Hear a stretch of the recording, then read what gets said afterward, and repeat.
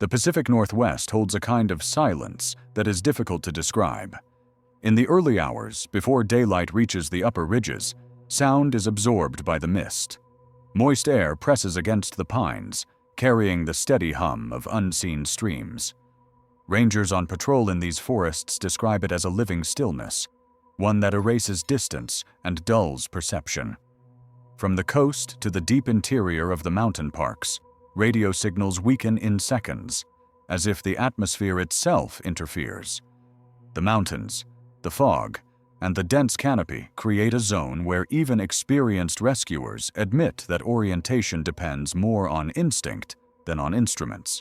In this region, the records show several disappearances over the last 2 decades that remain without conclusion. Each file is routine in its first lines. Clear weather, good visibility, stable personnel. Each ends the same way, with an open entry, no recovery, no trace. All 3 cases involved National Park Service rangers on duty. All were known for precision, training, and reliability. Their last transmissions were ordinary, the kind heard on the radio every day. Then the signal stopped.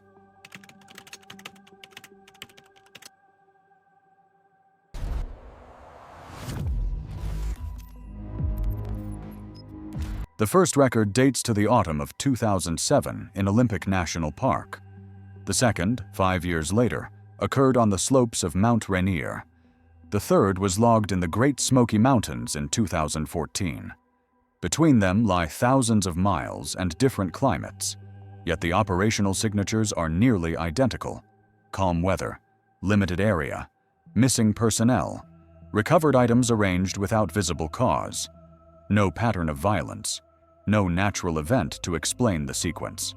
In the official archives, these events are classified separately, but when examined chronologically, they form a narrow corridor of coincidences.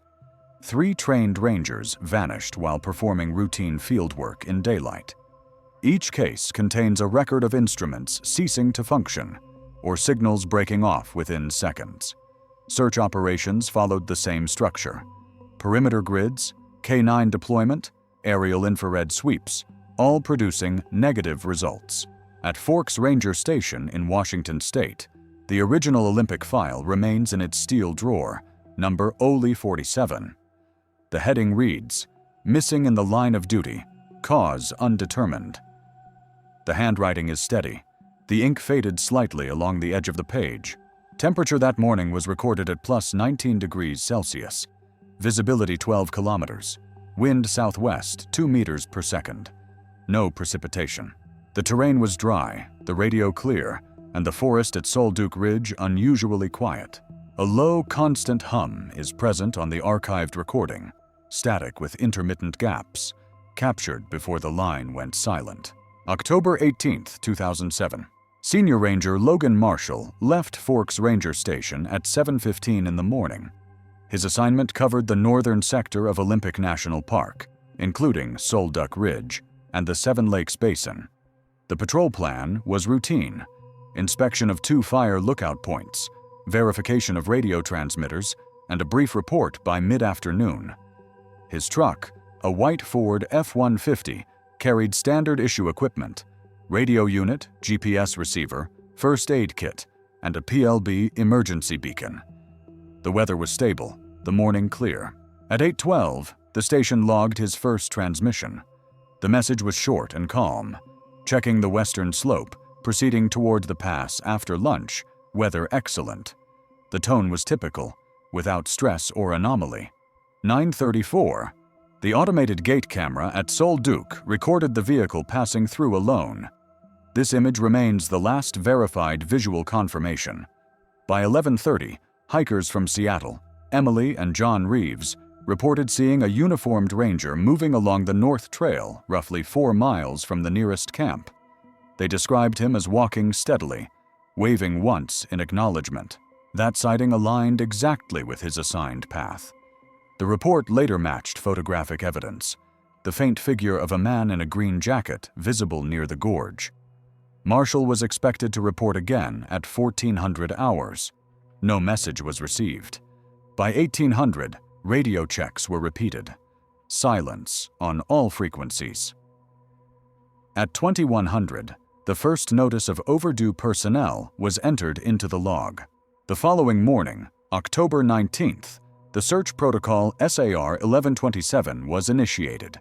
12 park employees formed the initial ground team. By midday, 60 individuals, including volunteers and a K-9 unit, had joined. A Bell 407 helicopter with infrared sensors scanned an 8-kilometer radius around the Solduke Pass. No heat signatures were observed. The terrain remained open, visibility up to 10 kilometers. Weather held clear. Echo at 0812 confirmed as last verified signal, Forks repeater. At 2000 hours the same day, rangers located his truck parked near the North Fork trailhead. The vehicle was locked, keys in ignition, map open on the dashboard, with the Seven Lakes region marked in red pencil, food container untouched. Inside the glove compartment, a notebook contained an entry dated October 17th. All stable. Northern Trail shows no campfire traces. Night operations continued under calm conditions. No traces of the ranger were found within the primary radius. At 1420 the next day, a search dog named Mason picked up a scent near Eagle Point Ridge. The trail extended several hundred meters, then ended abruptly near a fallen tree. Soil was hard, no sign of slide or blood. 10 meters away lay a Park Service cap and a single glove, folded neatly together. The orientation suggested deliberate placement rather than loss during motion. By October 22nd, secondary sweeps extended the search to 1.3 kilometers east. There, on a rock ledge, rescuers found a flashlight and a compass. Both were intact, dry, and unsoiled. Battery indicators full. A low wind carried across the ridge at 2 meters per second. Sound carried unevenly through the trees. The dogs lost scent repeatedly in the same area, each stopping at the same hollow near the fallen tree. Handlers noted that the animals refused to advance, sitting and emitting low whines. Air temperature at that spot registered 2 degrees lower than the surroundings. On October 24th, a brief emergency beacon pulse was detected. Frequency 458.9 megahertz, duration 23 seconds. The signal appeared simultaneously at 3 listening stations: Forks, Port Angeles, and Kalaloch. Triangulation indicated a circular region 12 kilometers wide without previous transmissions. Search teams converged on that zone without result. Signal 458.9 MHz confirmed, terminated without continuation. By October 27th, 19 days after the disappearance, the operation was suspended. 68 square kilometers had been covered. Teams included the Washington National Guard helicopter unit and Cascade rescue volunteers. No biological evidence, no sign of accident, no geological disturbance. Moist air thickened over the valley each evening, muffling the rotor echoes. Official conclusion: Report number NPS 2007 OLY 47. Missing in the line of duty. Cause undetermined, accidental scenario unconfirmed. Afterward, rangers assigned to the Forks station began working in pairs when patrolling Seven Lakes Basin. In internal memoranda, the area was marked as unfavorable for solitary assignments. Temperature recorded that week remained stable, averaging plus 19 degrees. Visibility unchanged. No storms reported in the region. The sound of static persisted intermittently in the archived radio tapes recorded during the search. The origin of the interference was never determined. On the morning of October 28th, a light mist hung over the Solduke Valley. Volunteers continued to move through the forest in diminishing numbers. The search command post, set up near the trailhead, remained operational, but quiet. Equipment cases stood open, radios checked at half-hour intervals, producing only background hiss. Reports described the atmosphere as unusually still. No birdsong, no wind movement through the canopy. Teams on the northern flank completed their assigned grid sweeps and confirmed 0 findings. The K-9 units were withdrawn by midday after repeated failures to regain a scent. The lead handler stated in his log that all 3 dogs displayed identical avoidance behavior near the same depression, where the glove and cap had been recovered. The instruments recorded a slight temperature anomaly and a higher magnetic deviation than normal. The deviation was noted at one point 2 degrees on the compass needle. Field technicians replaced one of the repeater antennas on the Bell 407. The previous unit had shown intermittent distortion on frequencies between 450 and 460 MHz, though no storms were recorded in the upper atmosphere. The interference matched the moment of the beacon pulse 4 days earlier. It was added as an appendix to the report, but not considered significant. At 17:30, a second helicopter overflight using thermal imaging again produced negative results.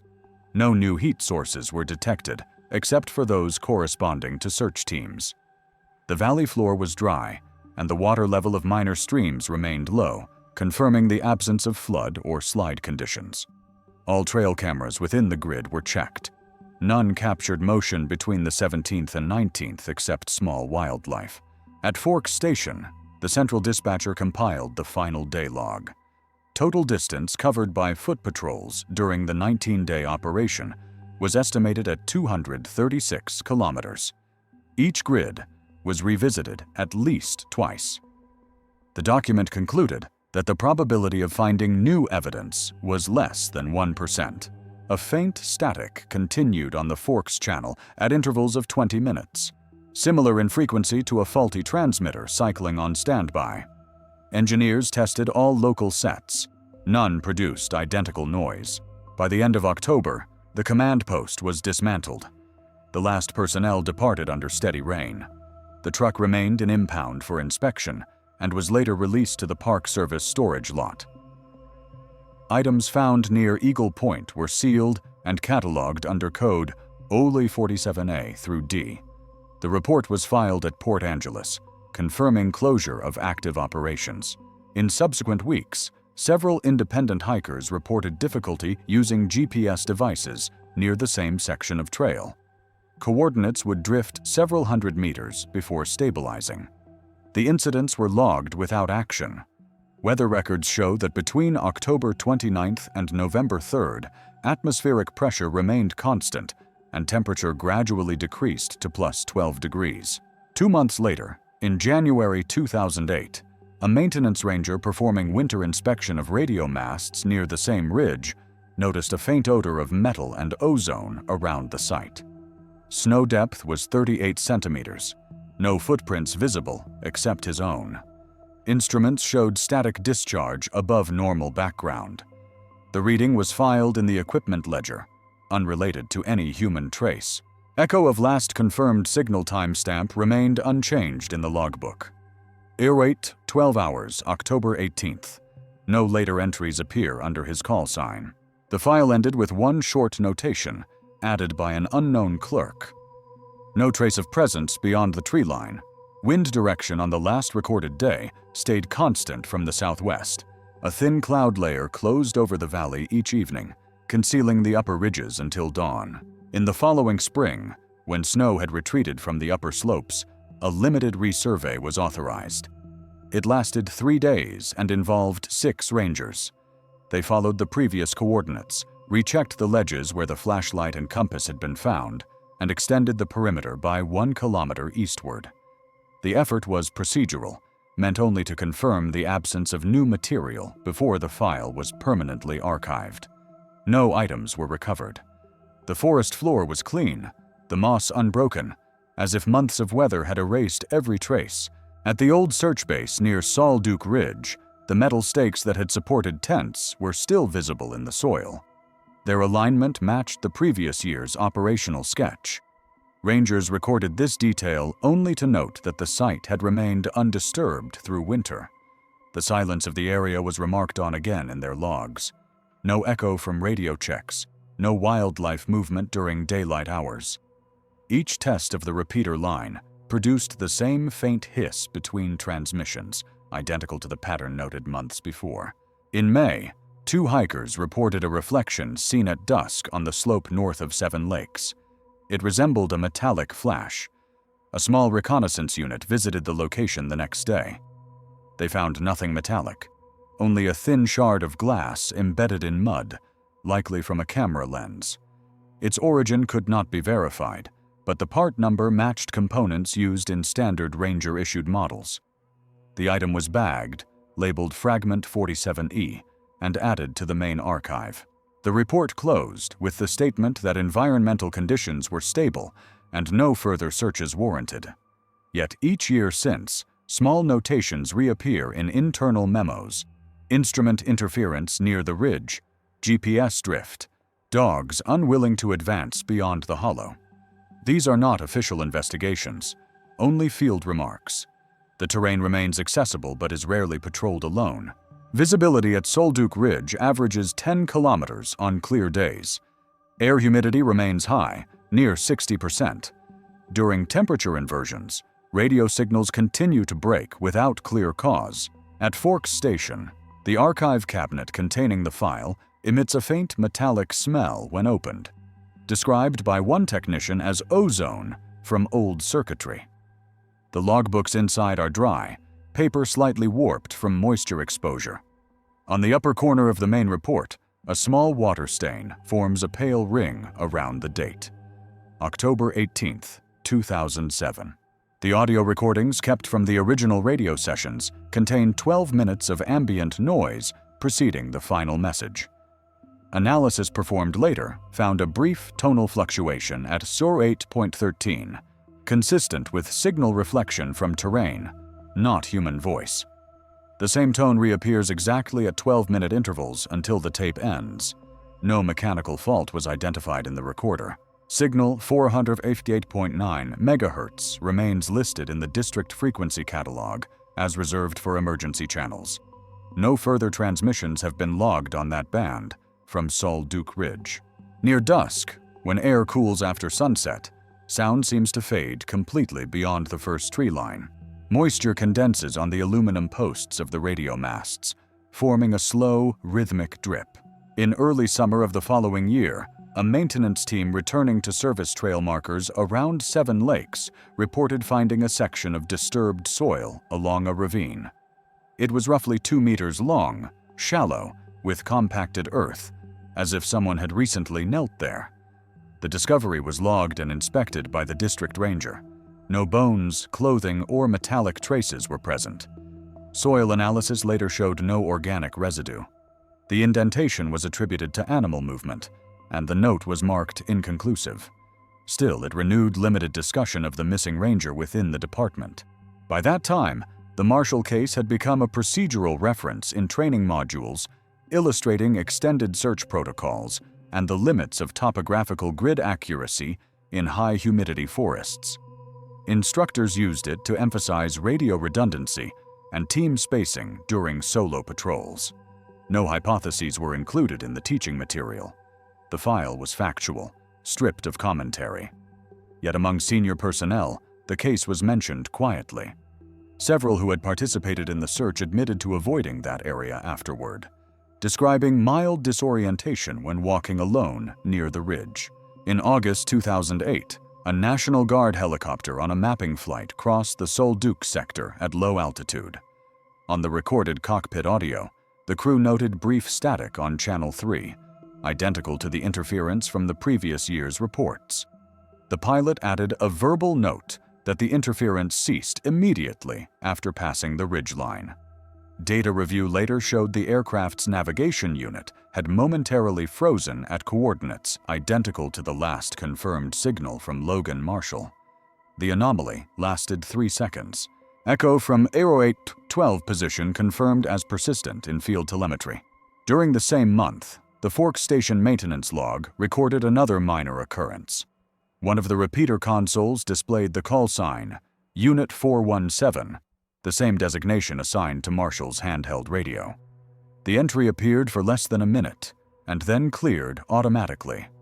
The console was later tested and found fully operational, no fault detected. The event was described as a random data ghosting due to atmospheric interference. Evening humidity averaged 63%. Low fog patches formed between the ridges, moving slowly eastward. In subsequent years, a small plaque was placed at the Solduke lookout post, marking his service record. It states only the date and designation, with no mention of disappearance. Visitors seldom reach the site. The path is narrow, half overgrown, and the descent to the ridge base has eroded since the last maintenance cycle. Rangers report that the air there carries a metallic scent during warm days, possibly from iron in the soil. At night, signals from portable radios become unstable. Static pulses occur in sequences of 3, each separated by 10 seconds. The pattern matches the timing of the last verified transmission.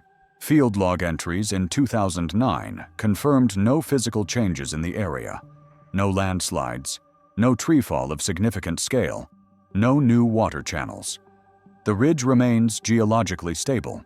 Wind measurements taken during evening patrols show occasional downward gusts from higher slopes, 2 to 3 meters per second, lasting less than a minute. Sound attenuates sharply when the wind drops. The coordinates of the last transmission continue to appear on navigation overlays for reference purposes. The digital tag reads, Oli 47, unresolved. It is one of 12 such tags in the entire park system. Light levels on the ridge at twilight drop abruptly once the sun passes below the tree line, creating a dense blue-gray haze through which radio towers blink at steady intervals. A faint hum from power lines can be heard for several seconds before it fades back into silence. By late autumn of 2009, the Seven Lakes Basin Trail was reopened for limited seasonal hiking. Visitors were required to sign entry logs at both Forks and Sol Duc checkpoints, recording time of departure and intended return. None of the entries for that season mentioned any unusual conditions, though one hiker's note described radio noise across multiple bands near Eagle Point. The ranger on duty added that portable sets often picked up reflections from civilian frequencies at that elevation. No follow-up was made. Inside the operations archive, the Marshall file was reviewed again before digital conversion. The transfer clerk documented a brief issue during scanning. The handheld radio log on page 8 produced image corruption, a faint vertical line that repeated through 3 frames before stabilizing. The source could not be identified, and the page was rescanned successfully. The final digital copy now carries a notation: minor artifact, not affecting content. Weather reports from that week show heavy fog along the coast and consistent pressure gradients inland. Instrument readings at the time of the scanning incident show minor power fluctuations, a common occurrence during coastal storms. At the same time, a private researcher from Port Angeles submitted a Freedom of Information request for access to the case materials. He specialized in search and rescue anomalies. The request was denied due to internal classification under personnel loss protocols. Still, fragments of his correspondence mention magnetic disturbances in the region and comparisons to other ranger disappearances in national parks. Those letters circulated briefly through staff channels before being archived. The echo of 405.9 MHz remained in the annual communications test schedule, still producing irregular static bursts when the repeater was activated at night. Engineers recorded the duration of each pulse, 23 seconds, then silence. The pattern matched the beacon log from October 24, 2007. 2 years after the disappearance, the vegetation around the ridge had grown denser. Rangers noted new undergrowth concealing the hollow where dogs had once refused to enter. Soil probes detected slightly lower temperature beneath the surface layer, a variance of 2 degrees. Geological explanation attributed it to groundwater movement. At 1900 hours, an evening patrol transmitted from the same frequency as Marshall's former call sign for routine test purposes. The transmission was clear. 10 seconds after completion, an unmodulated tone returned through the channel. It lasted less than 1 second and faded without trace. The incident was entered in the logbook and closed with the notation, feedback. Humidity 59%, air still, temperature +16. In 2010, a memorial board was installed in the Forks Station hallway, listing all personnel lost in duty since 1949. Logan Marshall's name appears between 2 earlier entries from aircraft accidents. His case remains the only one without a confirmed recovery site.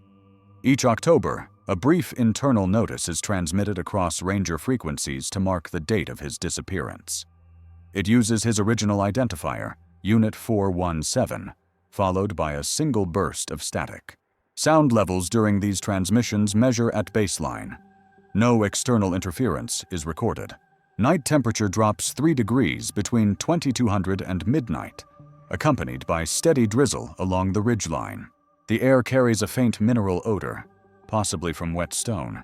The following year brought no new data, only procedural confirmations. Annual safety inspections documented stable trail conditions, with minor erosion along the southern slopes of Solduke Ridge.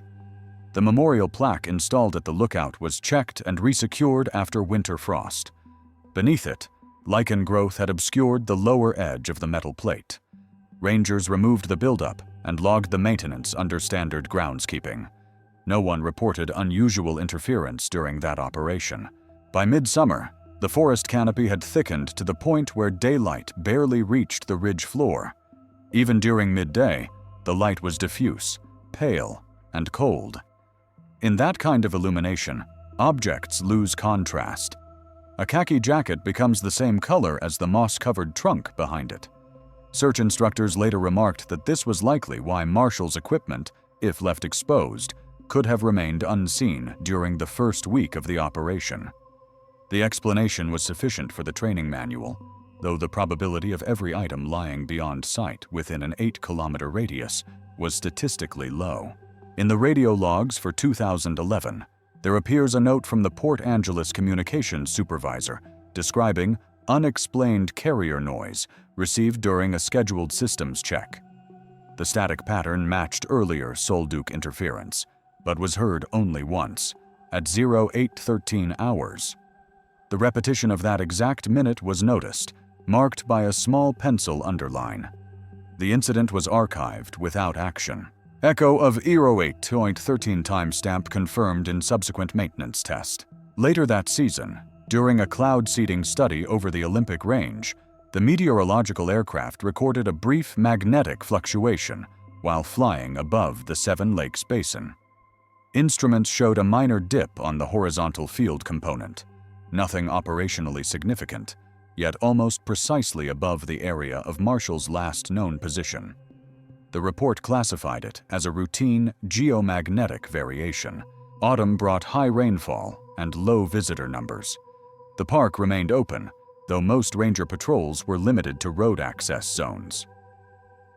On October 18th, the 4th anniversary of the disappearance, the Forks Station log shows a single ceremonial transmission on the district channel.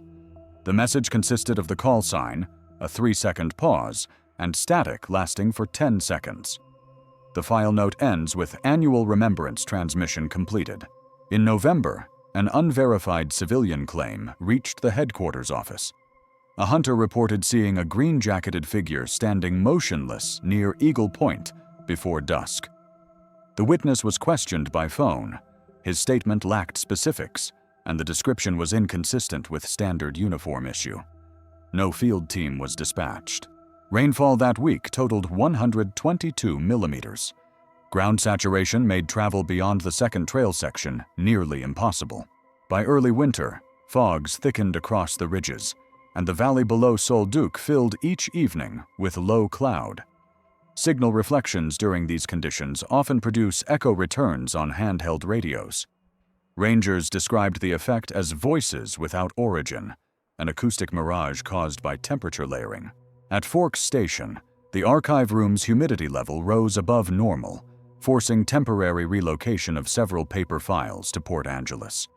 The Marshall case folder remained on site, sealed in a metal cabinet.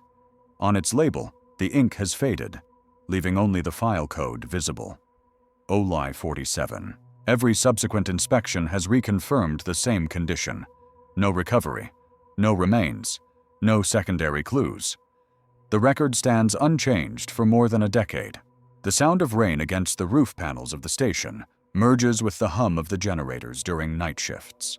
By dawn, mist settles again across the valley, covering the ridge where his last signal was received. 15 years after the disappearance, the Solduke sector remains operational, but is now categorized as limited access terrain. Rangers travel there in pairs and maintain continuous radio contact. The official handbook calls this protocol dual presence. The regulation is not attributed to the Marshall case by name, but internally everyone understands its origin. The area has acquired a reputation of technical unreliability rather than danger. Batteries drain faster, compasses drift slightly off bearing, and recorded signals show irregular timestamps. None of these phenomena can be repeated under controlled tests.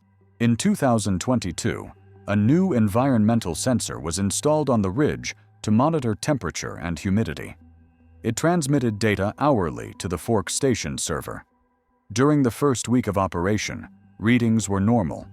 On the 8th day, the sensor began sending duplicate packets, always time-stamped at 08Y12. The duplication persisted for 23 seconds each morning before the system corrected itself. Engineers replaced the unit, assuming software fault. The replacement produced identical behavior for 2 days before stabilizing. The coincidence of the timestamp was noted privately by the technician, but omitted from the official maintenance report. Visibility on the ridge averaged 11 kilometers that month. Winds remained southwesterly at 2 meters per second. No storms reported. At the old truck site, vegetation has nearly reclaimed the gravel space. Only faint tire depressions remain visible under moss. Once a year, park vehicles stop there to recalibrate GPS receivers, using known coordinates marked by steel stakes.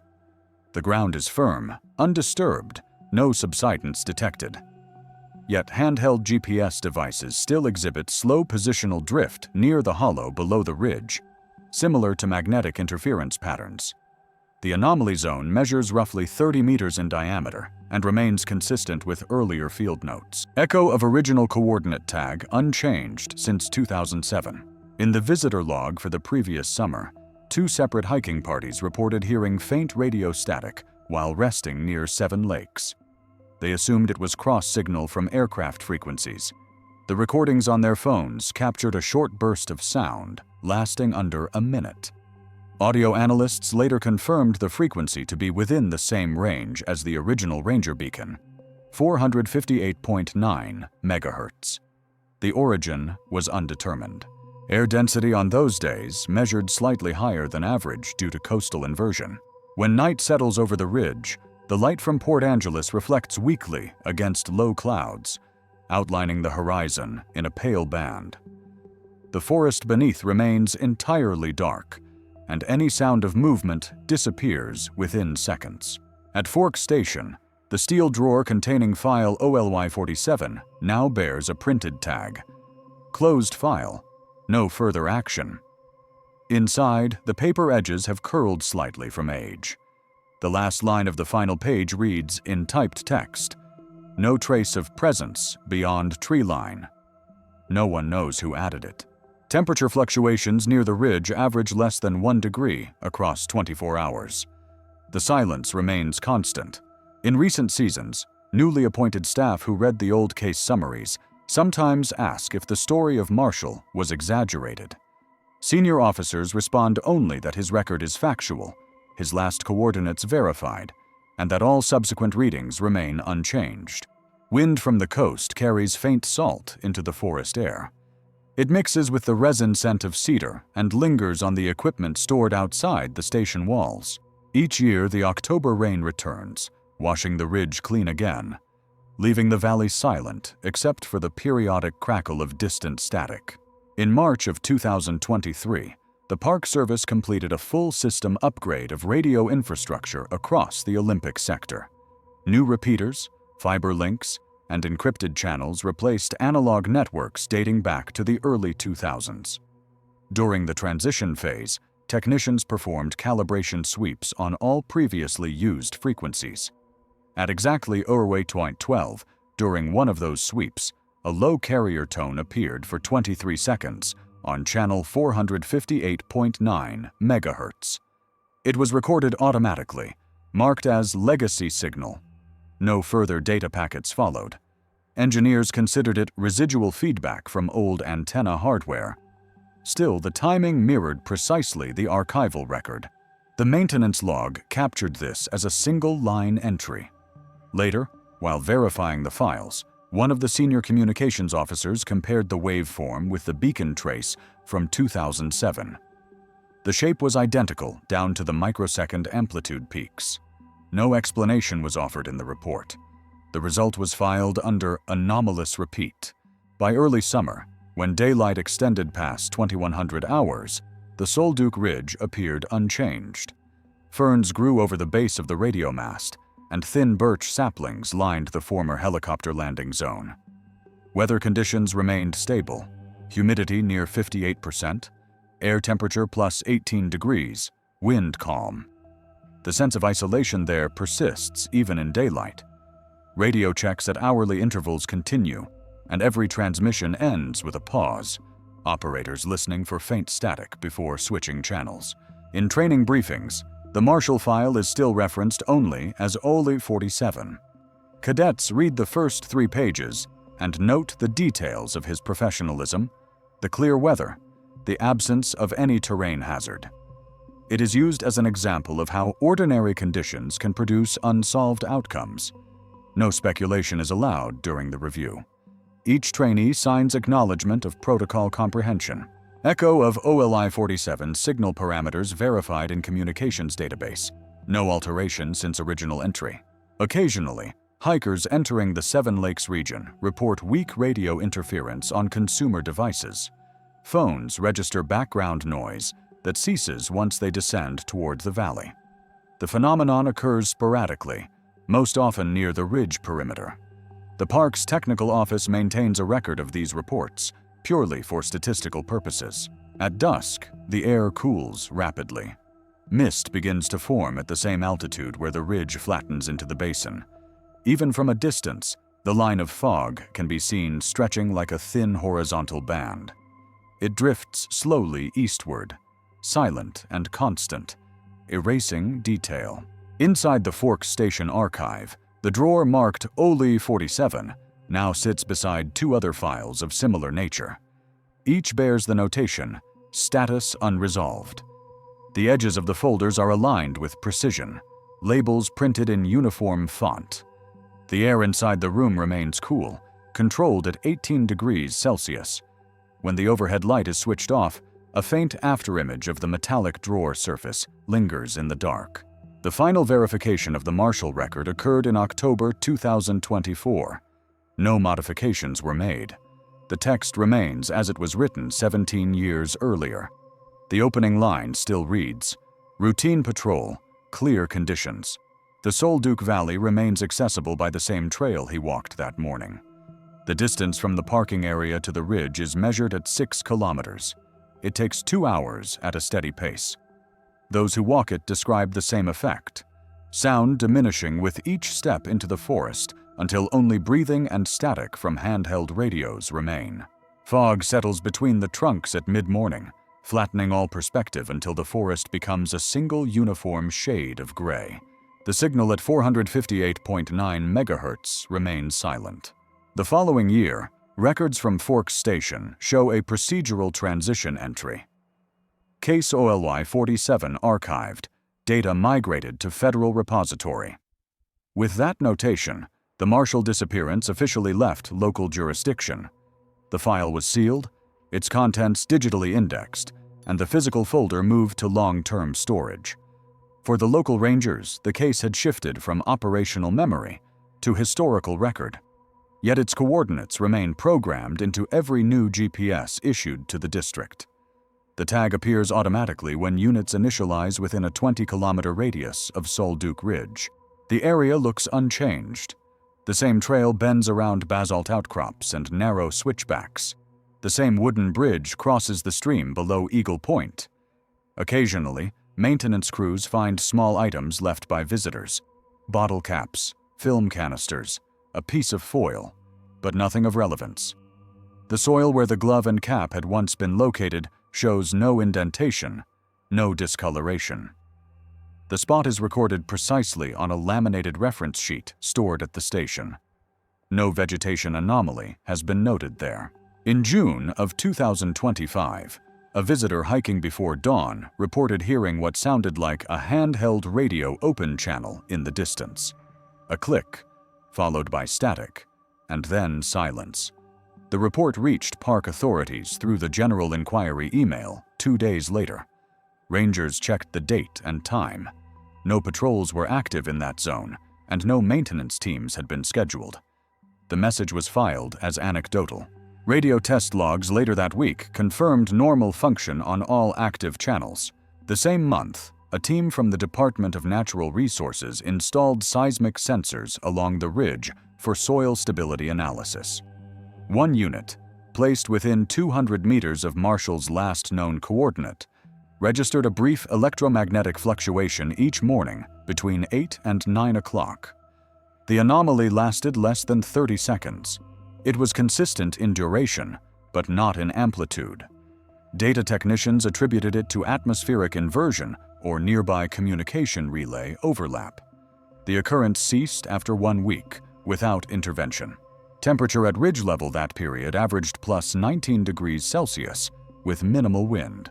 The valley below remains remarkably quiet, even in high summer.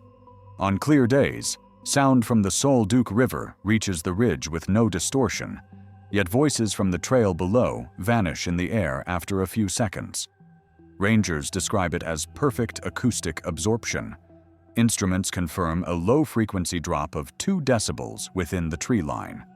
The phenomenon has no operational significance, but appears repeatedly in acoustic surveys. Echo of last verified timestamp, 08 by 12, remains embedded in the digital metadata of the archive file, preserved automatically by the database system. When the anniversary approaches, Forks Station still performs a brief comms test at the same time. The signal remains empty, except for faint static. After 23 seconds, transmission ceases. The procedure is not mandatory, yet no one omits it. Light conditions at that hour vary little through the seasons. Even under full daylight, the Sol Duc forest retains a dimness characteristic of deep canopy regions. Radiance at ground level measures between 70 and 80 lux, the equivalent of early twilight. Visitors who walk the Seven Lakes Trail often describe a sensation of stillness just before the ridgeline. The wind drops, insects stop, and for several moments even the surrounding forest seems paused. The effect is physical rather than psychological. The data loggers confirm a temporary lull in air movement, lasting about 20 seconds. Humidity readings remain steady at 60%. The silence returns to normal only when the wind resumes. The archival system now lists the case as inactive, reference only. No new materials are expected. The metal drawer at Forks Station stands empty where the paper file once was.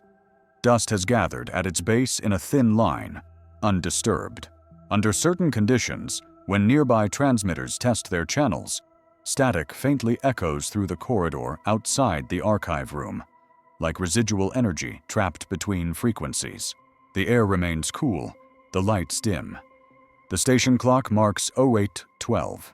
The following year, routine maintenance of communications infrastructure in the Olympic District included a scheduled test of all repeater towers. During the early shift, 2 technicians stationed at Forks reported hearing a faint tone layered under the carrier frequency at 458.9 megahertz. The sound lasted 23 seconds before the line cleared. Equipment diagnostics showed no fault. They repeated the test an hour later with identical results. The signal had vanished. The technicians documented the incident, noting time and atmospheric conditions. Clear sky, temperature plus 17 degrees, humidity 56%. The entry was cross-referenced to the OLY-47 archive, but categorized as unrelated artifact. By then, the Marshall disappearance had receded into institutional history. For new personnel, it was an orientation topic covered in a single slide titled Legacy Incidents. The briefing contained 3 bullet points: date, location, and operational outcome. Missing, presumed deceased. No image, no speculation. To outsiders, the story rarely surfaced. official press access was limited, and the public record stopped at the final report dated November 2007. Within the service, however, it persisted as a quiet reminder of procedural limits. That winter, a forestry contractor performing drone mapping over the Solduc Valley captured several frames of unexplained image interference. On 2 consecutive flights, the drone's compass calibration failed precisely above the ridge. Footage shows brief distortion resembling magnetic field disturbance. When stabilized, the location aligned within 30 meters of the original coordinate of Marshall's last known position. Data from the onboard sensors registered temperature 1.8 degrees lower than ambient air. The event was labeled technical anomaly and filed without analysis. Echo of positional variance confirmed consistent with prior measurements. Deviation minimal. The park's annual incident report again listed 0 findings related to unresolved cases. The notation remains identical each year.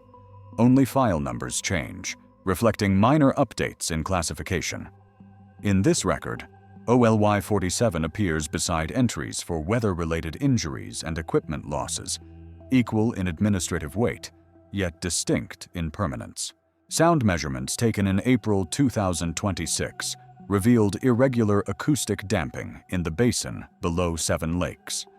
The effect occurred during periods of high humidity, absorbing mid-range frequencies. Audio technicians described it as silence with density, measurable yet intangible. The phenomenon recurred for 3 consecutive mornings at approximately the same hour, between 8 and 9. At that time, mist drifted through the pines in long horizontal bands. Sunlight filtered through the canopy, reflected off moisture particles, creating even illumination without shadow.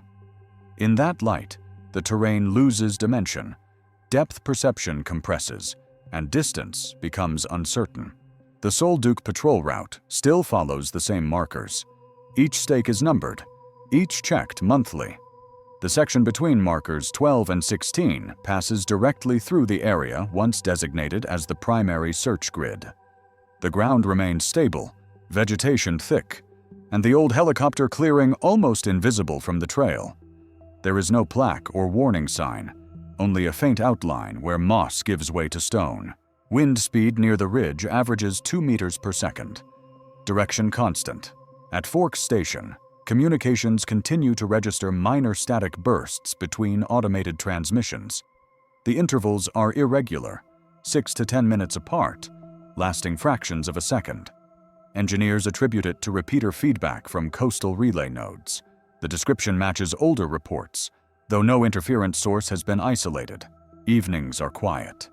After the generator cycles down, the only sound is rain on metal siding and the low pulse of the emergency light. The station logbooks line the shelves, numbers faded by time. The OLI 47 case remains listed under unresolved, with no pending review. The last printed entry reads, "All field operations terminated." By morning, the forest resumes its steady respiration. Fog rises from the valley. Sound returns in layers, water, wind, and static, merging into a single low tone that drifts across the ridge and fades into open air. In early spring, the Olympic District hosted a regional coordination exercise.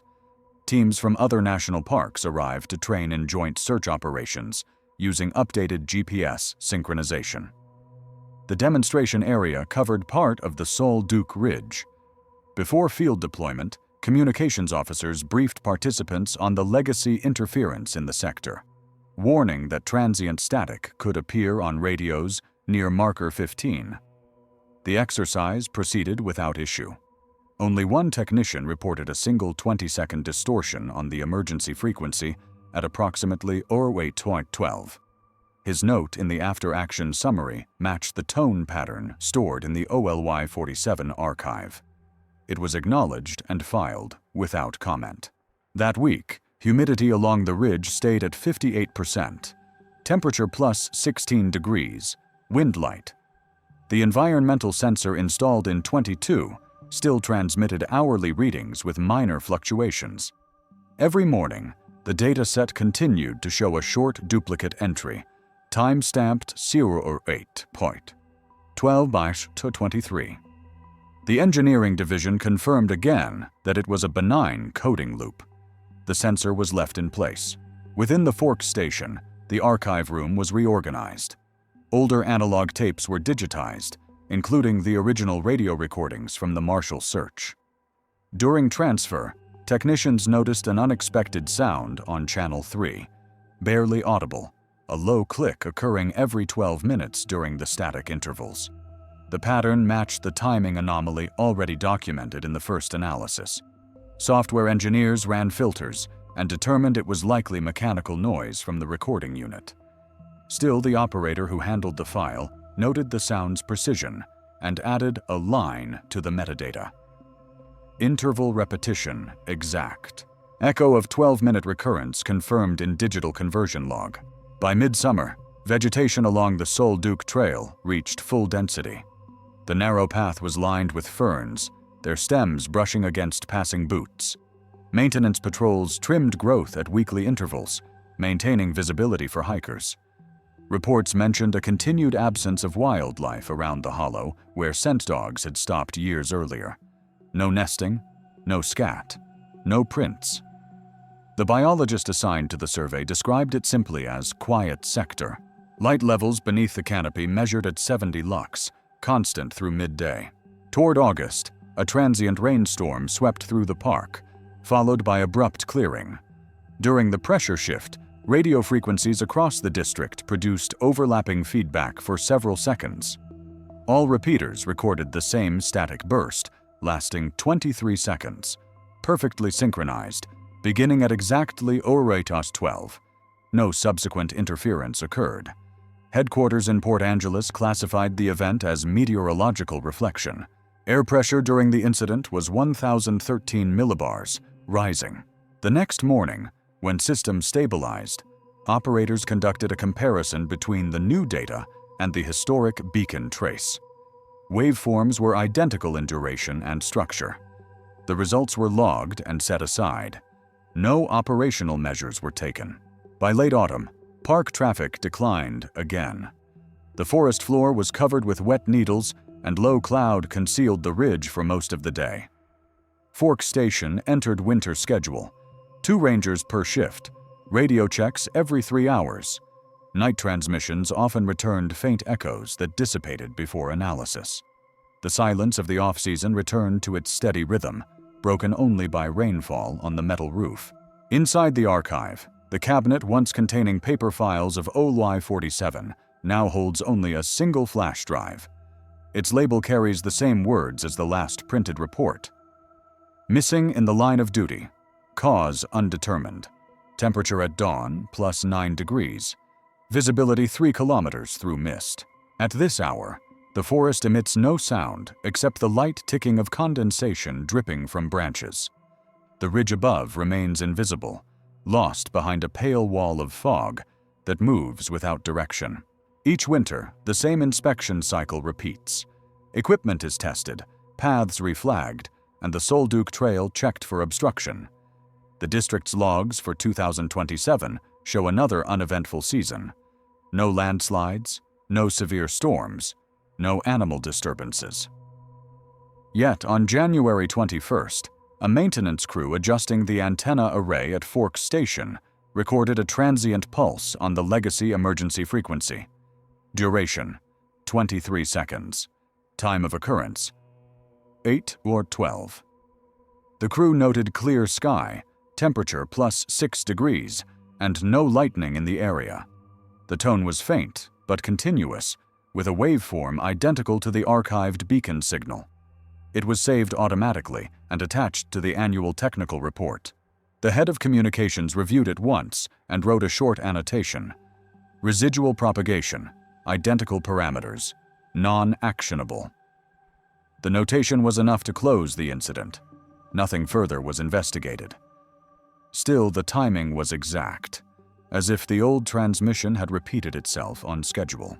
Later that spring, the National Weather Service installed a mobile radar unit on a high meadow west of Sol Duc Ridge.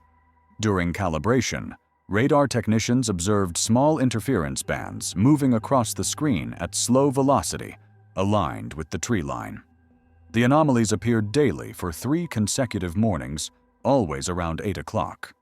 They faded as sunlight increased. The official cause was listed as thermal distortion from moist air pockets, a known phenomenon in coastal valleys. The area remains visually unchanged. Photographs from 2007 and 2027 show near-identical landscapes, same curvature of slope, same sequence of conifers. Even the fallen log near the hollow still lies across the trail, its bark almost gone, surface covered in moss. The coordinates attached to the photo metadata correspond precisely to the last confirmed signal point. Echo of coordinate stability confirmed in aerial comparison data. In May, a ranger assigned to a fire watch post on the eastern ridge reported intermittent radio noise each morning during the first transmission cycle. He described it as a low rhythmic pulse lasting several seconds, then fading. The interference did not affect communication, but was noted. When technicians replayed the recordings, the pulse matched the 23-second tone found in previous anomalies. It originated within the same frequency band as the emergency beacon. No transmitter was active in that sector at the time. Humidity 55%, light breeze west by southwest, visibility 10 kilometers. The environment of the ridge shows no sign of disturbance. Ground temperature measurements differ by less than half a degree between test points. Flora samples indicate normal growth. Despite the stillness, staff continue to report an absence of small mammals in the area. No chipmunks, no field mice. The reason remains unrecorded. By late summer, heavy fog again settled along the basin. Rangers on night patrols describe sound as strangely delayed, like echoes arriving seconds after the source. Microphone tests confirm that audio lag exists under high moisture density. The distortion peaks within the same region, once marked as Marshall's last route. The cause is consistent with acoustic reflection from layered air strata, though the persistence of the effect year after year remains unusual. At Forks Station, digital archives now back up automatically to federal servers each night. During one of these routines, the system clock malfunctioned for 40 seconds and reverted to the timestamp 08.12 before resynchronizing.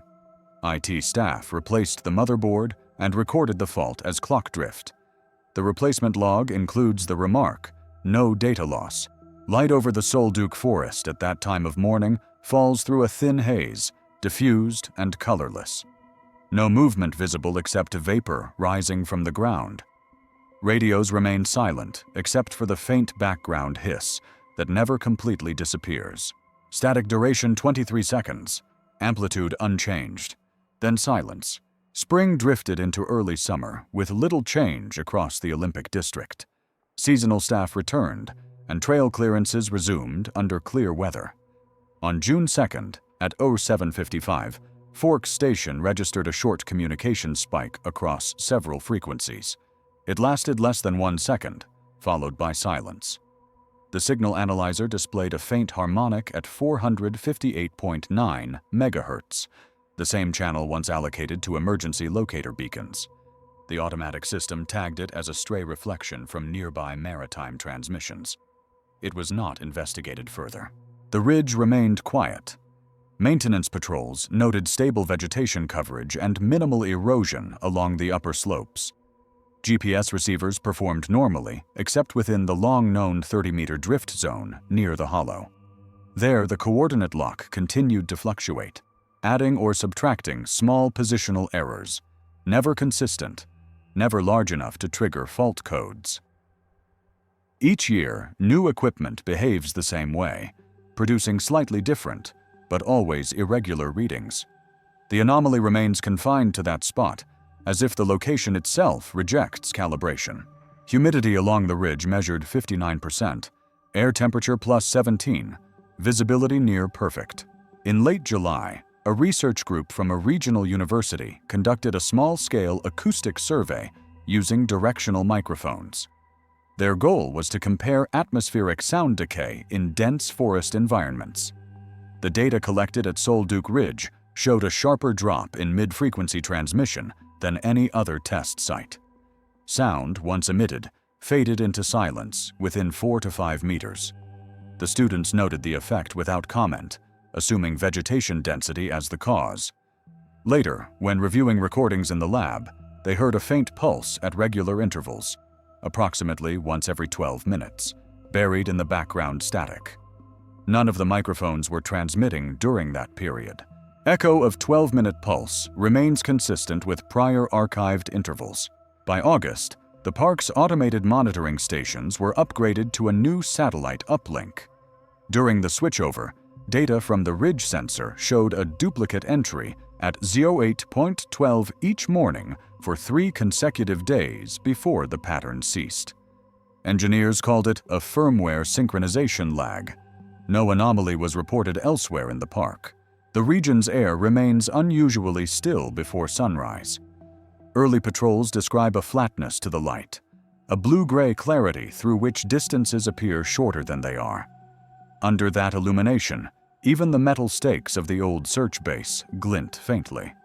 They mark a place that, after 2 decades, has neither changed nor yielded new evidence. At the administrative level, OLY 47 is categorized as a closed incident under long-term unresolved. Each year, a procedural audit reaffirms its status. The last such confirmation, dated February 2028, repeats the same line as all previous audits. File verified, no updates. No details are added, no questions appended.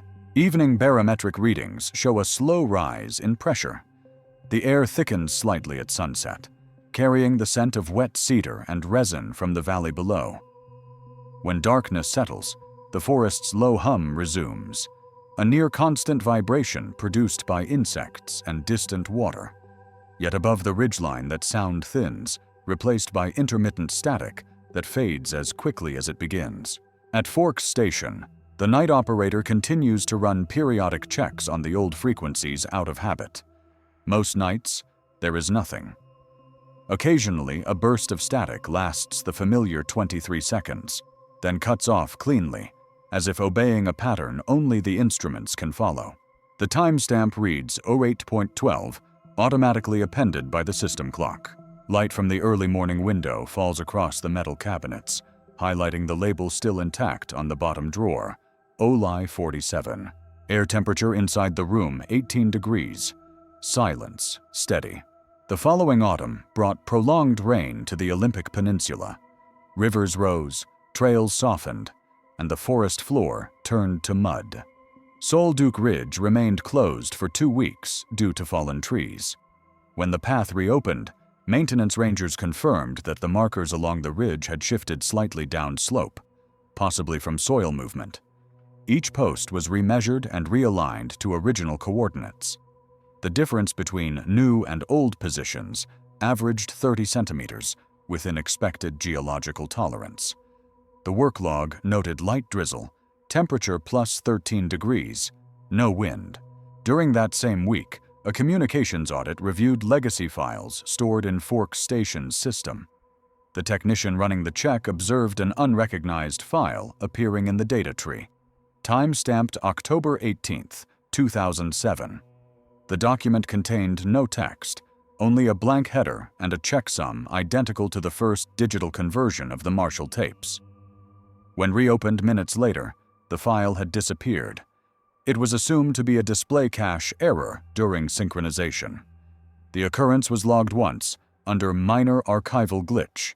At headquarters in Port Angeles, archivists continued consolidating case histories from the national network. The OLY 47 file was merged into a larger dataset of unresolved personnel losses. Each entry carried geographic coordinates, environmental data, and search duration. The Olympic record remained notable for its precision and lack of resolution. Among hundreds of cases, it is one of few where every variable is known, and none yield a conclusion. Echo of OLY 47 parameters confirmed identical in merged dataset. The park's annual report lists the ridge sector as low-incident terrain, closed to overnight camping, but open to day hikes. In the section margins, a short maintenance note mentions periodic signal noise from repeater 2, same frequency range as the original beacon. Engineers replaced its antenna cable in October. The interference continued, though at reduced intensity. Light in late autumn becomes muted by steady mist. Even at midday, visibility along the ridge falls below 2 kilometers. Rangers on patrol describe hearing water dripping from unseen heights, the sound arriving seconds after impact.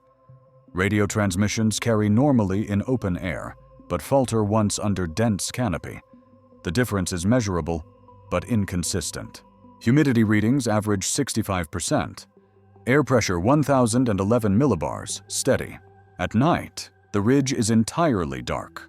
Only the reflection of the coast's distant light shows faintly above the tree line. The temperature drop is sharp, 5 degrees within 1 hour after sunset. Under those conditions, radio tests register momentary echoes across multiple frequencies. The audio signature of each echo resembles the tone of an open microphone rather than environmental interference. No human presence has been verified in that zone after daylight hours since 2007. Patrols end before nightfall. The Fork Station operator still maintains an informal habit each October. A single test tone transmitted at 08.12 for 23 seconds.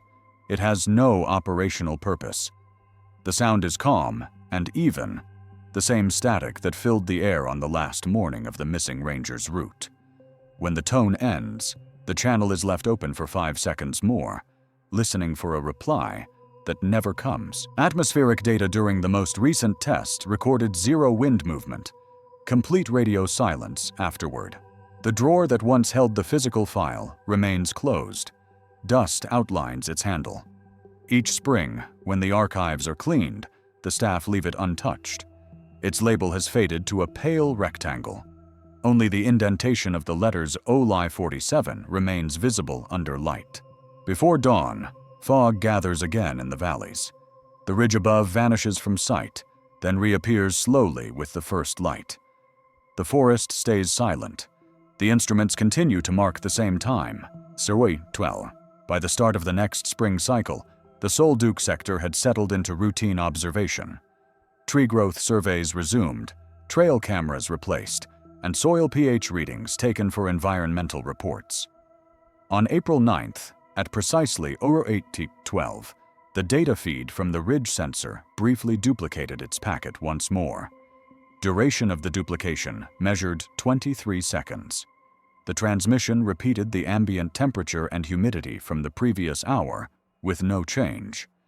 The automated system registered it as redundancy and continued normal function. Engineers reviewing the feed later that week found the entry identical in structure to the earlier anomalies. They marked it recurrent behavior, non-critical.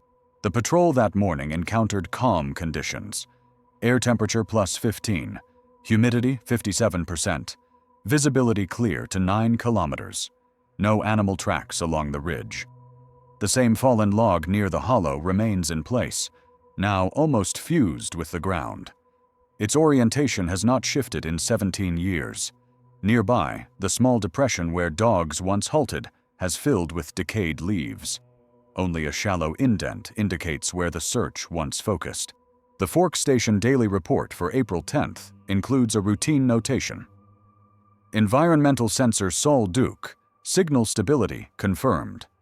No mention of duplication appears, yet inside the archived raw file, the system clock shows a manual reset occurring that same minute. No reason is listed. Echo of 08.12 duplication confirmed in maintenance server log. In July, an electrical storm passed 30 kilometers offshore. Lightning interference affected most communication channels across the district, producing sporadic static bursts on both digital and analog lines. During one surge, the repeater at Forks received a perfect 23-second signal at 458.9 MHz. The waveform, amplitude, and spectral decay matched the old beacon trace. Once again, no origin was detected. Radar and satellite tracking at that time showed clear air above the park. Sound conditions during the event: low thunder distant, rainfall beginning at 08:15. At headquarters, The compiled datasets of these recurrent signals were cross-referenced with atmospheric data. No correlation appeared. The phenomenon remains unclassified. Technicians who reviewed the recordings described them as consistent with transmitter startup tone, followed by silence. By late August, tourist traffic increased briefly. Several hikers posted online comments describing unusual quiet near Marker 14, stating that even the river below could not be heard for several minutes. Park staff later checked the site and confirmed normal acoustics. The comments were archived but not addressed. The ridge remains structurally stable. Vegetation height recorded at 160 centimeters on average. No evidence of landslip or subsidence. Tree ring samples show no signs of burn or freeze damage over the last decade. During a September night patrol, one ranger reported faint light visible between trees east of the ridge. He assumed it was from distant campers beyond park limits. No trace of a campfire or equipment was found the next morning. The sighting was written down as optical reflection from moisture. Humidity 61%, wind negligible. Forks Station's old analog clock, retained for redundancy, still runs on its original mechanism. Each year it drifts by several seconds and is corrected. In the last correction log, the technician noted the hands had stopped temporarily at 08:12. The reason was not identified. At sunrise, mist covers the valley again. The air smells of iron and cedar resin. Sound from the radio mast hums faintly before stabilizing to silence. Every few weeks, the background static returns for exactly 23 seconds. Then it stops, leaving only the normal quiet of the forest and the steady flicker of the repeater light reflected on metal cabinets inside Forks Station. Time unaltered. 08:12. 2 years after the last recorded anomaly, the Olympic District entered a prolonged dry season. Rainfall measured less than half the yearly average. Vegetation on the ridge thinned slightly, revealing sections of trail long hidden under moss. Rangers used the opportunity to resurvey the upper basin. The project lasted 4 days, involving 2 teams and a drone unit for photogrammetry. Conditions were ideal: sky clear, wind under 2 meters per second, temperature plus 21 degrees. On the 3rd day, during a routine grid flight, the drone's onboard clock froze for 23 seconds at 08:12 before resuming. No control signal was lost, and no deviation appeared in flight path data. The pilot logged the event as temporal sync delay. After landing, playback of the footage showed a brief flicker of horizontal interference over the frame, lasting precisely the same duration.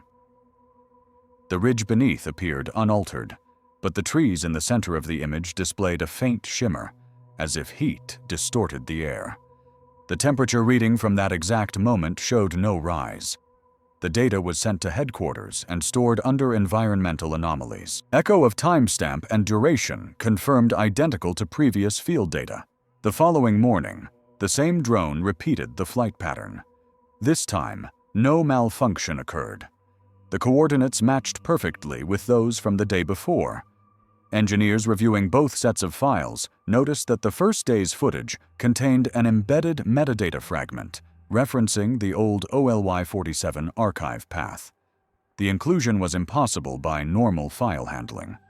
They assumed cross-link contamination during server synchronization and deleted the tag. Wind direction west-southwest, air clear, pressure stable. The resurvey confirmed that the hollow below the ridge remains physically unchanged. The depression's diameter is 3 meters, depth 30 centimeters. Soil composition identical to surrounding terrain. Ground-penetrating radar revealed no cavities, roots, or metallic objects beneath the surface. The report concluded with one sentence: no further anomalies detected.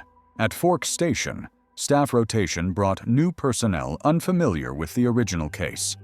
When they performed the weekly system check, none noticed that the test tone duration preset in the old repeater software still read 23 seconds. It remains unchanged since the first installation in the early 2000s. Humidity recorded at 52%, visibility unbroken across the basin. Late in the season, a meteorological front passed over the park. Barometric pressure dropped sharply, followed by a burst of static across all channels at 08:12.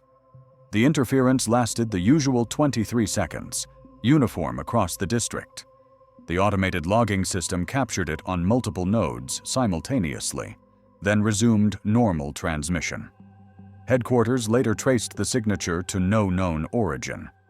Each station's recorder described it as unmodulated continuous tone. When the data was overlaid with earlier records, the waveform aligned precisely with the beacon's first transmission on October 24, 2007. The similarity was mathematical, not approximate. Air temperature plus 18 degrees, sky overcast. Rangers working that morning reported complete absence of sound from the forest during the event. Birds ceased calling, and wind dropped entirely. When the static ended, normal noise returned without transition. Evening reports listed the event as regional atmospheric coupling. No follow-up conducted. The ridge remains closed during night hours. No patrols are assigned there after sunset. The official reason is limited visibility. The real reason, unspoken, is redundancy. Nothing to observe. At dawn, fog shifts through the pines in thin layers, scattering the first light. From the ridge top, the valley appears motionless, each contour softened by haze. Radios emit a steady hum, and for 23 seconds each morning, the channel registers static before falling silent again. The system clock never fails to mark the same time, 08:12.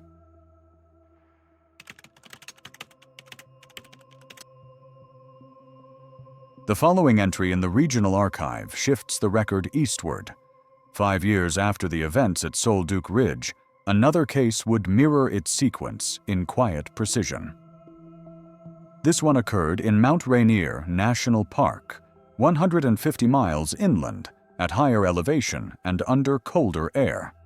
The procedures, terrain, and outcomes would align so closely that investigators later remarked on the duplication of variables. Weather clear, visibility stable, equipment in order. Then a line of communication ending without reason. On June 21, 2012, Ranger Riley Coleman began his scheduled ascent toward the upper patrol route of the Nisqually Glacier Overlook. He was 34 years old, 6 years in service, and considered meticulous. The assignment involved routine inspection of snowpack sensors and an altitude beacon. He departed Paradise Station at 6:45 in the morning with a pack weighing 21 kilograms. Air temperature at departure was plus 9 degrees Celsius, sky clear, wind negligible. At 8:12, by coincidence or repetition, the station recorded his first check-in. Coleman reported stable footing and no wind movement above tree line. The radio quality was perfect, transmission lasting 8 seconds. He signed off with the standard closing phrase, continuing to marker 3. No further communication followed. The search log begins at 1500 hours when Coleman failed to respond to scheduled call.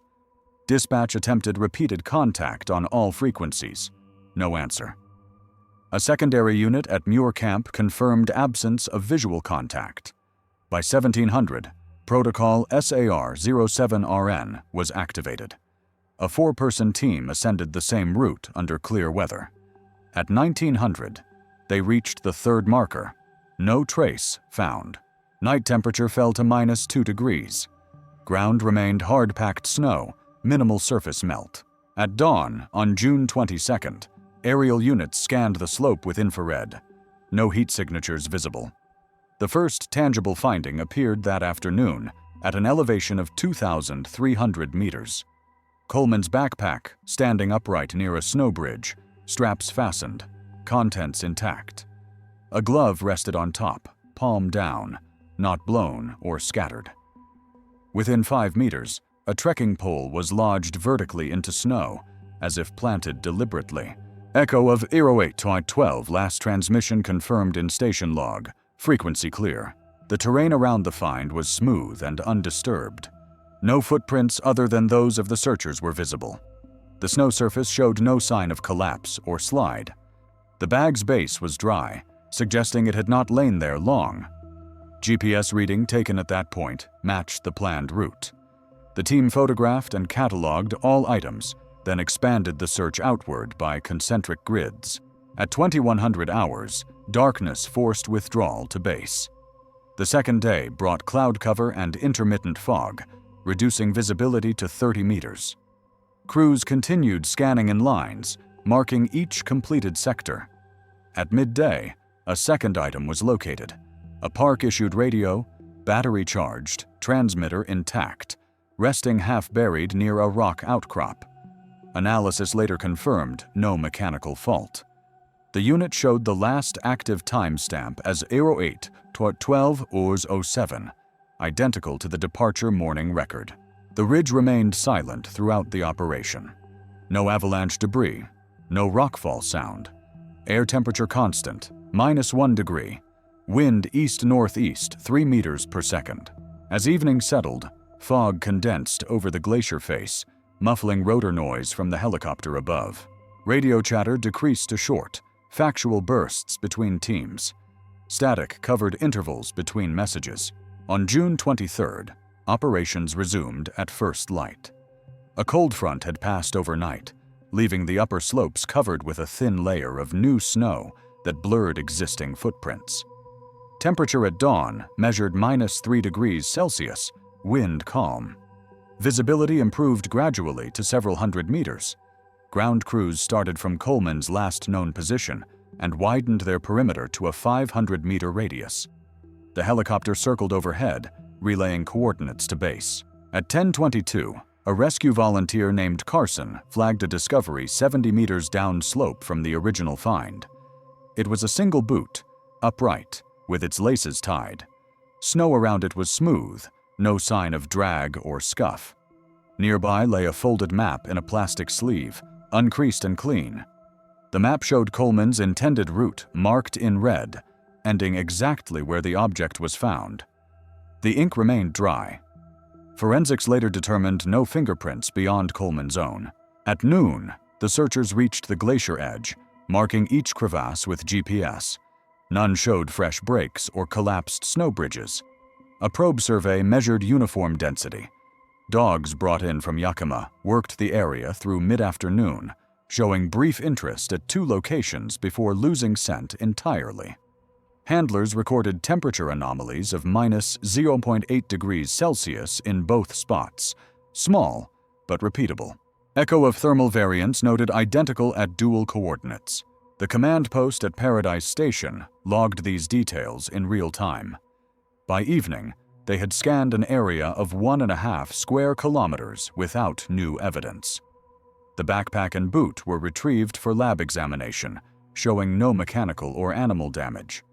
The gloves' fibers were intact, soil-free. Coleman's radio remained on display at the operations table for technicians to test. The device powered normally, transmitting on assigned channel. When the battery was replaced, it emitted a faint carrier tone that lasted precisely 23 seconds before fading to silence.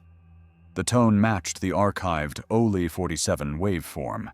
Weather that night turned colder, cloudless, stars visible across the summit. Infrared scans again returned negative. The terrain reflected heat uniformly, without anomaly. The search perimeter lights remained steady, their reflection visible on the snowfield far below. At sunrise, June 24th, new teams rotated in. They descended along the drainage path toward the Nisqually River, following any potential fall line. The snowpack there was compact, undisturbed. At 9:15, they located a pair of sunglasses resting on ice, lenses down. The item lay 12 meters from a small melt pool. The position suggested placement rather than fall trajectory. Around it, the snow was slightly sunken, as though compressed by weight no longer present. Wind speed 2 meters per second, direction southeast. Humidity low. Base Command expanded the search grid further downslope.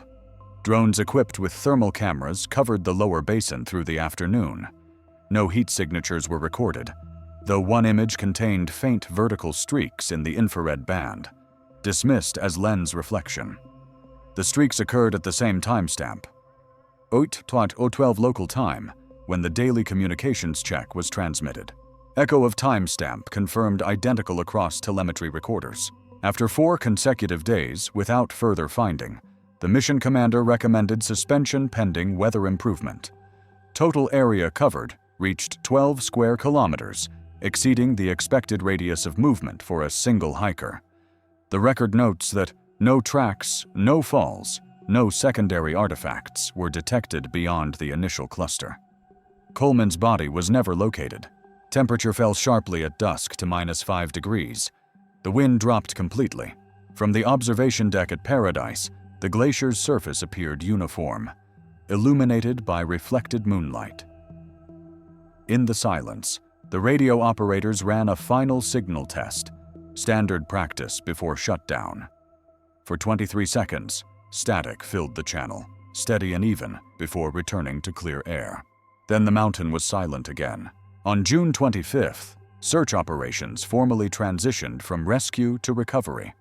A reduced team remained on site to collect remaining equipment and finalize coordinates. The mountain was clear that morning, windless, sky a uniform pale gray. The surface of the glacier had hardened overnight, making footprints sharply defined. Teams revisited every marker, rechecked distances, and logged positional variance between GPS units. The differences were minimal, less than a meter, confirming instrument accuracy. The absence of tracks other than those recorded during the search remained absolute. By 1100 hours, the helicopter completed its final reconnaissance flight. The observer noted that the snow near the melt pool where the sunglasses were found appeared smoother than surrounding areas, as if lightly pressed. Samples were taken and stored in insulated containers for later analysis. The report, filed that evening, reads, "No organic content detected, no foreign fibers." The snow structure indicated refreeze, not pressure displacement. At Paradise Station, the recovered items were cleaned, photographed, and placed in evidence lockers. Each bore a tag with time, coordinate, and weather note. Coleman's radio, serial number R217, was tested once more under laboratory conditions. The device operated normally, but reproduced the same 23-second carrier tone whenever the transmit key was pressed without speech input. Engineers at headquarters identified the tone as an internal feedback pattern, common in older units, but acknowledged that its timing was unusually precise. Echo of 23-second tone verified in lab analysis, frequency consistent. On June 26th, with weather still stable, the search grid was extended 3 kilometers eastward for one final pass. The operation lasted 10 hours. No evidence or remains were found. Thermal imaging from the helicopter produced a uniform field with no anomalies. At 1740, Command declared conclusion of active search. Temperature at the summit -4 degrees, visibility 6 kilometers. The official report summarized 4 days of continuous operation. Total personnel 83. Total flight hours 12. All findings catalogued. No conclusive determination. The case file received designation RN 12-318. Cause listed as undetermined, presumed fatal exposure. After the mission, most equipment was returned to inventory except the radio, which was transferred to the Communications Division for further testing. Over the next several weeks, technicians recorded 3 instances of spontaneous activation, each occurring at 08:12 local time. No signal registered from the unit's antenna.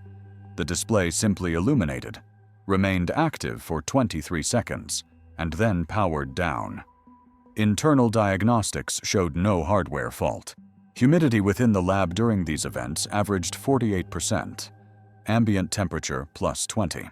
The device was finally decommissioned and sealed in a static-proof bag, marked non-functional. It remains in the evidence vault at the district's technical center, its log sheets still attached. Throughout the remainder of that summer, maintenance rangers patrolling the glacier's lower routes occasionally reported faint bursts of static in their headsets at morning check-in. Most ignored it as feedback. When analyzed months later, These bursts were found to last almost exactly 23 seconds. At Paradise Station, the logbooks for that year include one observation made by an assistant dispatcher. All clear, clear sky, temperature 9 degrees. At Aura Wait 12 background noise present, duration 23 seconds. No explanation followed. Wind direction during that period, constant from the northwest. Pressure 1008 millibars, steady. The mountain remains accessible year-round, but solo patrols are now discouraged above 2,000 meters. The regulation was written without reference to Coleman, though his name is known to all staff who work the upper routes. His file sits beside OLI 47 in the same federal archive. The metadata for both shows parallel timestamps at first transmission. When night settles across the slopes, the glacier reflects light from the distant ranger station, pale and cold. Radios transmit once every hour, followed by the steady hum of open air. Each signal ends the same way, 23 seconds of static, then silence. On June 27th, the final cleanup crew descended from the glacier. The search base at Paradise Station was dismantled, tents folded, and tracking equipment returned to storage. The report written that evening closed the operational phase of RN 12-318 with a single paragraph. No recovery achieved, no further searches scheduled pending new evidence. It was signed by the same regional coordinator who 5 years earlier had signed the closure of OLI 47. Both entries appear side by side in the master ledger, dates separated by 5 years and 8 months, details almost identical. During the following week, the National Weather Service noted a series of minor magnetic anomalies across the Cascade Range. Their instruments, located 80 kilometers east, recorded pulses lasting between 20 and 25 seconds, appearing just after sunrise. When cross-checked against radio logs from Paradise Station, the timestamps aligned to 08:12 Pacific Time. Engineers marked the coincidence as statistical. In August, a field geologist surveying rock fissures near the glacier edge discovered a circular patch of bare ice, roughly 3 meters wide, free of surface snow, despite surrounding accumulation. Its coordinates matched within 200 meters of the site, where the backpack had been found. Temperature sensors showed no variance. The exposed area remained unfrozen for 3 days before a fresh storm covered it again. The anomaly was never linked officially to the Coleman case, though its datasheet remains appended to the file. Echo of coordinate correlation recorded in Environmental Annex, unchanged since June 24th. At the close of that summer, the RN 12-318 archive was reviewed by the District Investigation Board. The findings repeated those of the previous disappearance. Trained ranger, clear weather, functioning equipment, no trace beyond staged items. The board chair summarized, environmental disappearance, no contributing factors confirmed. The phrase would appear again 2 years later in other reports from separate parks. By winter, the glacier entered deep freeze. Snow accumulated, erasing all physical signs of the search. Only a faint discoloration remained at the site of the command post, visible from aerial photos taken in January. That same month, a regional systems audit detected low-level interference at 458.9 megahertz during nightly transmissions. Duration again, 23 seconds. No station originated the signal. Humidity at base station 32%. Ambient temperature -6 degrees. Sky clear. The same signal appeared 3 more times that month, always identical in length, always centered on the same frequency. Analysts attempted triangulation, but obtained conflicting bearings. The phenomenon was catalogued and left without interpretation. By spring 2013, Mount Rainier resumed normal operations. The Coleman case remained classified as unresolved, open only for administrative review. His personal effects were returned to family, except for the radio, which stayed under laboratory hold. In internal correspondence, communications staff referred to it as Unit R217 anomaly, identical phrasing to Unit 417 in the older Olympic file. The alignment of those identifiers, both ending in 17, was noted once in the remarks section of a cross-reference table, and then deleted during the next revision. Each June since, a maintenance tone has been broadcast from Paradise Station at 08:12 as part of system testing. The sound is clear, low static lasting 23 seconds, followed by the confirmation tone, channel stable. It repeats annually on the date of Coleman's disappearance, though no directive mandates it. At high elevation, dawn arrives sharply. Snow glare reflects into the valley, and for several minutes the mountain seems illuminated from within. During that light, radio signals often distort briefly, bending through layers of cold air. The static recorded at 08:12 blends with this moment. Steady, narrow, the sound of instruments waiting. Then only wind remains, carrying across the glacier until it fades.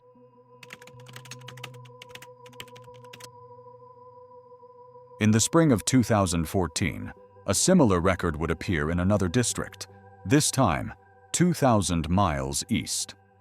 The Great Smoky Mountains, Tennessee. The setting different, yet the pattern exact. The following report begins with familiar variables: experienced ranger, calm conditions, stable instruments, and an ordinary assignment leading to an abrupt absence. The file name reads GSM 14219. Subject: Nathan Brooks, age 31, Ranger, Field Operations Specialist. On April 12th, Brooks departed the Cades Cove maintenance post at 6:45 in the morning. His scheduled task was to verify boundary markers along a seldom-used section of trail above Forge Creek, elevation 1,000 meters. He carried a standard radio, GPS receiver, compass, and issued emergency beacon. Weather records show clear sky, temperature plus 17 degrees, humidity 51%, light wind from the southwest, visibility 10 kilometers. He informed dispatch he expected to return by 1500 hours. At 8:12, the log records a routine transmission. The voice is clear, background noise low. Brooks reports, trail clear, proceeding to marker 7. It is the only transmission received. Subsequent call-ins at 10 and 12 were unanswered. By 1600, search protocol GSM 41 was initiated. 2 rangers on patrol nearby were redirected toward the last coordinates, reaching the site by dusk. They found fresh boot prints leading uphill for approximately 100 meters before stopping at a rock shelf. The surface beyond was dry and smooth, offering no further impression. The first night search extended 3 kilometers along the ridge. No visual or thermal evidence was found. Weather remained calm, air temperature dropping to plus 12 degrees. At dawn, teams resumed. The ground team from Cades Cove located Brooks's radio lying on the trail 200 meters below the shelf. Battery indicator full. The unit powered on immediately and emitted a soft carrier tone for 23 seconds before returning to idle. Its internal clock displayed the frozen timestamp 08:12. Echo of identical timestamp verified against station log. Later that morning, a drone deployed from the operations post mapped the area with infrared sensors. Images show consistent heat distribution except for a circular region 6 meters wide, registering 2 degrees colder than surroundings.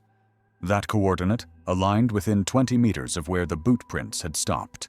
Soil inspection revealed no moisture difference, no sinkhole, no subsurface void. By April 14th, total search personnel numbered 42, supported by K9 units. Dogs picked up a weak scent near marker 7, advanced 20 meters, then refused to continue. Handlers described uncharacteristic behavior, restlessness, retreat, and refusal to re-engage. The air temperature at that moment registered plus 18, identical to base readings. No wind. As the search expanded eastward, another item was recovered. Brooks's field notebook, found inside a crevice at ground level. The last entry, dated April 11th, noted standard boundary inspections. No irregularities. Ink dry. Paper clean. No moisture damage. By the 4th day, Operations covered 8 square kilometers. The perimeter extended along Forge Creek and up toward Gregory Ridge. Helicopter overflights yielded nothing unusual. Each afternoon, at precisely 8:12 local time, radio channels experienced 23 seconds of static, synchronized across all frequencies. Technicians recorded the anomaly each day, labeling it atmospheric feedback. Evening temperature plus 16 degrees, humidity 58%. The missing ranger's vehicle, a gray Jeep Cherokee, remained parked at the trailhead. Keys in ignition, odometer matching departure reading. Interior undisturbed. As dusk settled on the 4th day, searchers reported a sudden stillness along the ridge. In the final log entry for that shift, one ranger wrote, "Wind dropped, all sound gone for about half a minute. Radios silent, then normal. Humidity remained steady. Pressure 1,009 millibars." At the Cades Cove Operations Post, the commander transmitted the standard end-of-day tone. Static filled the air for 23 seconds, clear and level. It was identical in duration to the patterns recorded in the Olympic and Rainier files. The sound faded into complete silence. April 15th, 2014. The 3rd day of the search began before dawn. Fog covered the valley floor, spreading into the lower elevations of the Smoky Mountains. Temperature at 6 a.m. recorded at plus 14 degrees, humidity 71%, wind calm. Teams ascended in staggered intervals, maintaining radio contact every 30 minutes. At 8:12, the network once again registered uniform static for 23 seconds. All units reported it simultaneously. None had transmitted. The command post noted the time and cross-referenced it against earlier entries. The repetition was exact. The duty officer underlined the notation twice, then wrote, "System check, no transmission source." The following log line simply reads, "Operations continue. By midday, fog had lifted, visibility 5 kilometers. Rangers proceeded east along the ridgeline toward Spence Field, a broad clearing used as reference point for search grids. At 12:47, a ranger spotted a bright object near the base of a cedar tree. It was Brooks's compass, facing north, needle stable, casing unmarked. It was set directly on the ground, level, not half buried. Within 5 meters, they located his emergency beacon. Battery full, activation switch off.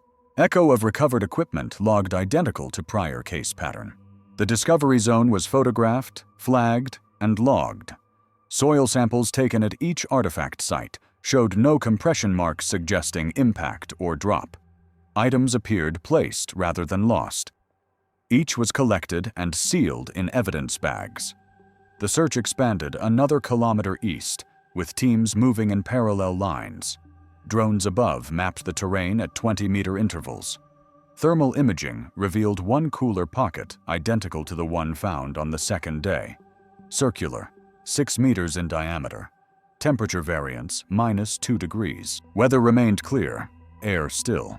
At 1600 hours, one of the K9 units alerted briefly at the southern edge of the grid, then stopped, refusing to move forward. Handlers described identical behavior to previous reports. Abrupt halt, ears back, visible tremor. Readings taken there showed a localized magnetic deviation of 1.3 degrees. Instruments recalibrated without correction. The deviation remained. The sun set at 1943. With fading light, crews withdrew to the command post for briefing. The day's findings were minimal but consistent. Objects intact, no biological traces, no disturbance of terrain. The radio log shows no further anomalies after the 8:12 event. During the night shift, a technician monitoring automated channels reported faint clicking on the emergency frequency. The pattern repeated every 12 minutes for 2 hours, then stopped. The technician saved the recording to a separate file, but noted the amplitude was below threshold for signal classification. The entry was labeled low-frequency impulse. Humidity dropped to 63% by midnight. Fog returned along the lower slopes, temperature plus 12 degrees. At dawn on April 16th, the base initiated the last full-scale sweep of the operation. 75 personnel participated, forming concentric grids around the previous find points. At 8:12 exactly, as the teams began to move, all radios emitted synchronized static. Duration 23 seconds. It ended cleanly, without fade. Echo of static sequence confirmed simultaneous on all channels. After that transmission, no further anomalies were recorded. The search continued until April 19th without additional discoveries. Final area covered measured 9 square kilometers. Total person hours, 812. The command report concluded. Search completed. Subject not located. Brooks's radio and beacon were transported to the district technical office for inspection. Both devices powered normally. When connected to monitoring equipment, the radio emitted a carrier pulse matching the exact waveform found in OLY-47 and RN-12-318. Engineers noted identical amplitude and frequency decay. The signal lasted 23 seconds. Temperature in the lab plus 22 degrees. Humidity 44%. The case file GSM 14219 closed 1 week later with standard classification. Missing in the line of duty, presumed deceased, no cause determined. When the file was entered into the national database, the timestamp in its metadata defaulted to 08.12 results. In the archive, it now sits between OLY-47 and RN-12-318, all sharing identical duration markers, each recorded years apart, under different skies and different kinds of silence. The combined record now spans 17 years, 3 locations, and 3 names. Each incident separated by distance, by season, by climate, yet repeating in precise procedural sequence. Morning patrol. Last radio at 0812. Signal duration 23 seconds. Equipment recovered in perfect condition, aligned rather than scattered. Environmental conditions stable, visibility high, no interference beyond the same static trace. None of the cases concluded with evidence of death or voluntary disappearance. Each remains in the National Park Service database under unresolved category. In 2025, a digital unification of archival data brought all 3 incidents into a single reference file marked Triad 47. The database merges operational notes, telemetry, and audio analysis. A review performed by the Department of Interior's Communications Division confirmed identical waveform profiles across all captured tones. The intervals between tonal peaks match within a fraction of a second. No environmental factor could account for the recurrence across 3 regions. The report ends with 2 words typed in capitals. Pattern persistent. At Forks Station, the old repeater once used during the first search remains mounted, though no longer active. Its indicator light flickers once daily during automated self-test, always at 08.12. Engineers attribute it to internal timer residue from outdated firmware. The replacement schedule lists it as non-essential legacy hardware. Still, no one removes it. Echo of 08.12 synchronization confirmed across consolidated system inventory. The archived equipment from each case, Marshall's compass, Coleman's radio, Brooks's beacon, now occupies one shelf in a climate-controlled vault at the Central Evidence Repository in Denver. Each item sealed in a transparent anti-static bag, each labeled with identical incident code endings. 17, 217, 219. The storage log shows one anomaly. The temperature sensor nearest the shelf records a 23-second dip in reading during weekly calibration. It resets automatically without human input. No further disappearances have been linked by official documents, though field officers still reference the pattern in training sessions under archival anomalies. There is no policy associated with it, only the repetition of facts. Temperature inside the archive, 18 degrees Celsius, constant. Humidity, 45%. In each of the 3 parks, the landscapes remain unchanged. At Solduke, the ridge stands beneath unbroken cloud, moss covering the ground where the glove once lay. At Rainier, the glacier refreezes each year, smoothing the snowfield where the boot was found. In the Smokies, the ridge above Forge Creek stays overgrown and silent.